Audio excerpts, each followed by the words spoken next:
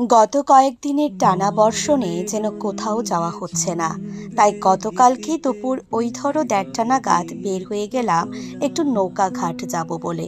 একদম ঠান্ডা ঠান্ডা একটা হাওয়া, কারণ গোটা সকালটা ধরে হয়েছিল বৃষ্টি, আর দুপুরে বৃষ্টিটা একদম থেমে গেছে। কিন্তু দিনটা ছিল বেশ দুর্দান্ত, একদম ঠান্ডা ঠান্ডা একটা দিন। তো তাই একদম সিম্পলভাবে বের হয়ে পড়ি একটু ঘুরতে যাব বলে। আর ঠান্ডা সঙ্গে একটু ঝিরিঝিরি বৃষ্টি আর লং ড্রাইভ, সঙ্গে যদি হয় ১ কাপ চা, তবে আমি তো চা প্রেমী নই, আমি খেলাম কফি। খাওয়া দাওয়ার পর ১-২টা ছবি তো তুললাম।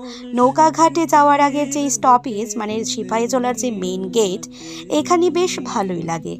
অনেকটা সময় কাটানোর পর চলে যাই কাঠিয়া বাবা আশ্রমে। সেখান থেকে বাড়ি এসে টিউশন সেরে গিয়েছিলাম বিকেলে একটি নেমন্ত্রণ বাড়ি, আর সেখানে কাছের লোকদের সঙ্গে সময় কাটিয়ে চলে যাই বাড়ি। আজকের মতো এটুকুই, টাটা।